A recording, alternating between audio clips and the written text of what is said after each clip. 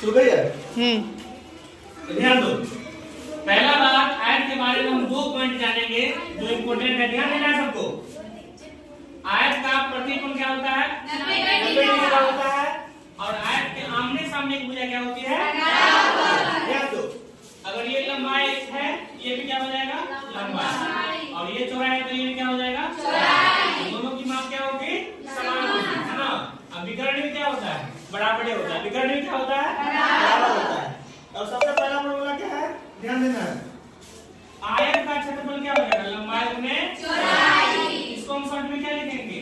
a बराबर n into b, ठीक है। उसके बाद हम आयत का परिमाप है ना, परिमाप क्या होता है? 2 into लंबाई प्लस चौड़ाई। शॉर्ट में क्या लिखेंगे?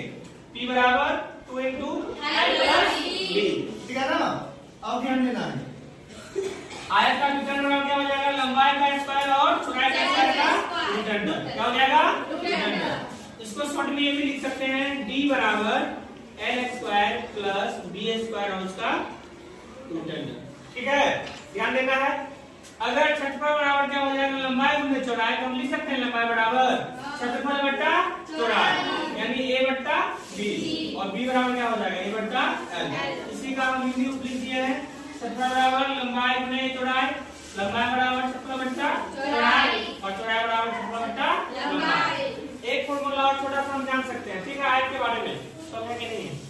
ध्यान दो, अगर आयत का अर्ध परिमाप का बात करें, आयत का अर्ध परिमाप है ना, अगर अर्ध परिमाप का हम बात करेंगे तो क्या हो जाएगा? डायरेक्टली l प्लस b, यानी लंबाई प्लस चौड़ाई।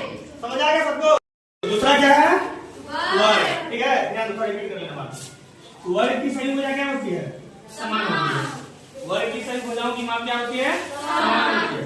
उसके बाद ध्यान देना है, इसका प्रत्येक कोण क्या होता है? समकोण, यानी 90 डिग्री के बराबर, ठीक है। अब हम जानेंगे फॉर्मूला के बारे में। तो वर्ग का क्षेत्रफल होता है भुजा स्क्वायर, इसको हम शॉर्ट में क्या लिखेंगे? a बराबर छोटा a स्क्वायर, है ना, यानी क्षेत्रफल बराबर भुजा स्क्वायर। वर्ग का परिमाप क्या होगा? तो वर्ग का परिमाप क्या होता है? चारों भुजाओं का योग, यानी क्या, जब चारों एक को जोड़ देंगे तो क्या हो जाएगा? 4, यानी 4 गुने 1 भुजा भी इसको हम लिख सकते हैं, है ना। अब ध्यान देना है, वर्ग का विकर्ण क्या हो जाएगा? √2 गुने 1 भुजा, इसको हम शॉर्ट में क्या लिखेंगे? b बराबर √2a। क्यों? क्योंकि डायगोनल का मतलब क्या होता है? ठीक है ना। ध्यान रखना, वर्ग की एक भुजा का 3 सूत्र होगा। पहला होगा रूटेंडर क्षेत्रफल, दूसरा होगा परिमाप बट्टे 4 और तीसरा होगा विकर्ण बट्टे √2, है ना। इस प्रकार से हम वर्ग के बारे में जान सकते हैं। चलो और कौन सा है? समोच्च भुजा, चलो ध्यान दो, ध्यान दो। अब हम जानेंगे त्रिभुज के बारे में। इसका नाम लिख देते हैं a, इसका b और इसका c। ये त्रिभुज है। त्रिभुज में अगर हम भुजाओं की बात करें तो भुजाओं की संख्या 3, क्या हो? 3 गो। नाम कैसे लिखेंगे भुजा का? a b हो गया एक भुजा, एक हो गया bc, एक हो गया ac, ठीक है ना। ऐसा समझ लो पहले बढ़िया से। अगर हम शीर्ष की बात करें तो क्या है? शीर्ष है ना, तो शीर्षों की संख्या कितना होता है? 3। जो सामने में कपाल के ऊपर नजर आ रहा है वही शीर्ष है। क्या क्या नजर आ रहा है ऊपर में? इधर b और इधर c। अब कोण की बात करें तो कोणों की संख्या कितनी होती है? 3। कोण कैसे लिखेंगे? कोण a, कोण b और कोण c। c को ऐसे भी लिख सकते हैं, ध्यान दो। और a को क्या लिखेंगे? ध्यान देना पहले, कोण a को कैसे लिखेंगे? इसको बीच में रख के लिखना है। कोण a को क्या लिखेंगे? ऐसे करके, तो क्या हो जाएगा? BAC। कोण BAC, या इधर करके लिख सकती है CAB।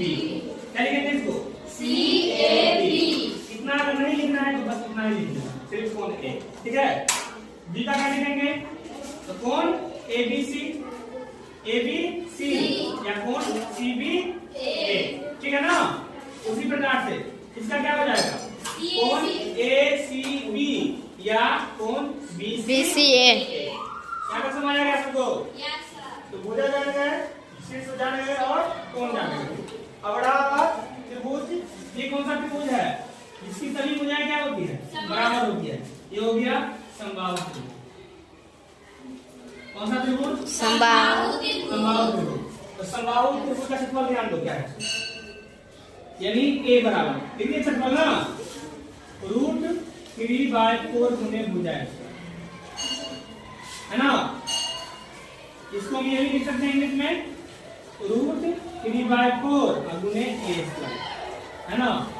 और मान लो भुजा अगर a मान लिया तो सब भुजा बराबर ना होता है, समबाहु त्रिभुज का सब भुजा बराबर होता है, इसलिए हम शॉर्ट में ऐसे लिख सकते हैं।